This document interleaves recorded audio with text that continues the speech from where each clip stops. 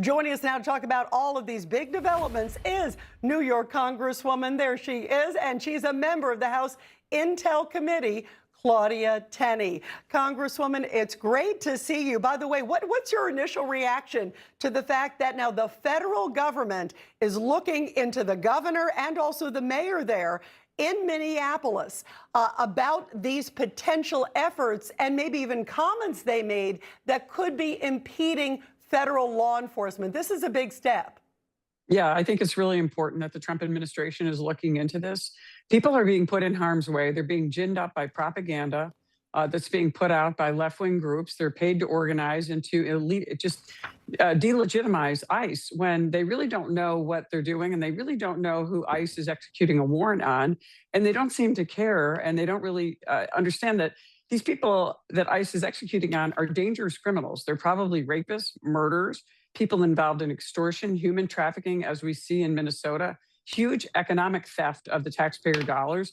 These are bad people that they're trying to execute a warrant on. And yet these, Governor Walz, Mayor Fry are delegitimizing and actually causing more harm and threatening ICE agents. And as the federal government has recognized, this could potentially be, a crime. You're interfering in lawful actions by the police. It's like chasing down a bank robber to stop the police from getting them. I mean, it's insane that these people are legitimizing this. Yeah, and I also want to give one of the comments because it's interesting because both of them are still defiant. They're still not even conceding that they did anything wrong.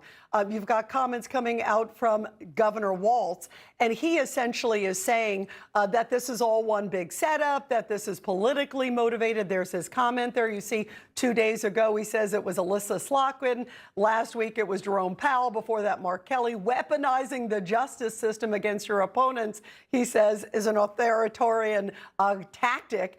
Jacob Fry also came out. And when you see these comments, I think about, look at what happened to President Trump. There's Jacob Fry's reaction.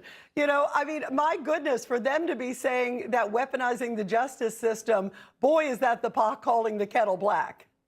Yeah, this is ridiculous. I mean, these people are appealing to their far left base that have been manipulated by, again, propaganda to talk about the terrible things that ICE is doing without really recognizing the facts.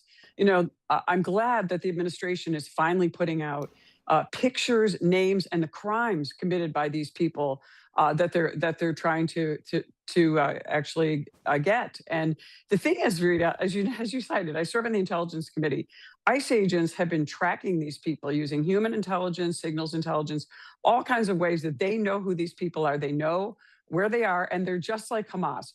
They use human shields. They're sitting in homes with innocent people, using them and blockading them. And a lot of the Democrats are saying, "Oh, well, these are just innocent cleaning ladies. They're nice people." But this is what these people do. They're sinister, and they're using innocent people to protect themselves because they know they can evoke some kind of sympathy from the Democrats. And the Democrats have gone so far that they're actually putting our communities at risk. This is dangerous. Look at the violence that they're perpetrating using this propaganda against ICE and really vilifying ICE to the point where it's actually unsafe, and people are starting to get hurt. Not to mention this woman that was killed last week, which was really her own fault. You don't interfere in a law enforcement action. It is common sense. It is illegal to do so. I just don't know why they're legitimizing this. It was a tragedy. This woman lost her life. But where is the left? Instead of apologizing, they're doubling down on creating more propaganda to put out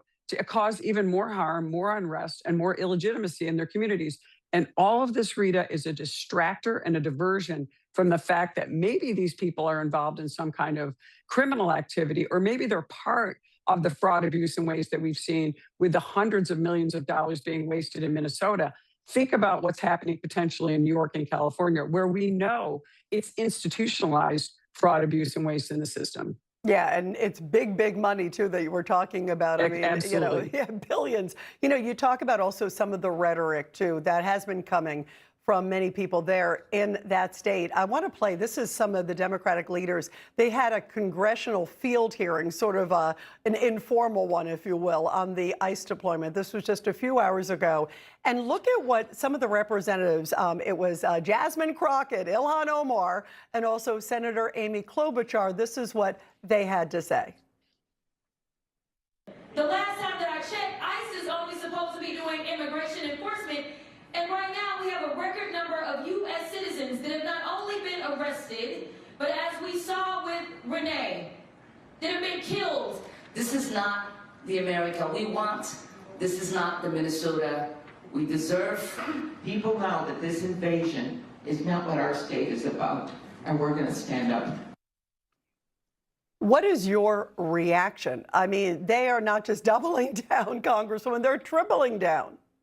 Yeah, it's a little surprising that there were a couple of people who I thought were fairly legitimate legislators in there with this performance artist clown show that was going on there. That's who these people are. Again, it reminds me of, Ilhan Omar. There's so many, issues that she has potentially being involved in the fraud. And why is everybody piling on? And if I would get as far away from her as I could, because she seems to be the heart of this whole thing. And yet, what they're doing again, it's distraction, diversion. It's what Nancy Pelosi actually famously called the wrap-up smear. Remember, you create a smear, you propagandize it, put it out, put it into the media, and you put on a performance like this, and then you merchandise it, and then you've got the people believing this nonsense, and it's very hard to overcome it because the media is really just wearing a team jersey for the Democrats, especially out in Minnesota, and they're perpetuating, this terrible situation where they're really going after our law enforcement. These are good people. They're even saying that law enforcement, some of these agents were deliberately targeting people who are white supremacists and Nazis to serve in law enforcement. What a horrible, insulting thing to say about our law enforcement. People who put their lives at stake. They have families. They answer the call to serve. These are people that are communities that are doing a really difficult job. And as we know, a very dangerous job. More people in law enforcement have died since this defund, demoralize the police movement began in 2017, 2018, amplified by people like AOC. Yeah. And where's the concern about these people? This is what really bothers me. No respect for people truly serving our country. No, you're right. It is really disconcerting, and it's so dangerous, and we have to back our men and women in blue 100%. Congresswoman Claudia Tenney, it was great to see you, my friend. Thank you so much. Great to see you, Rita. You too. Thank you.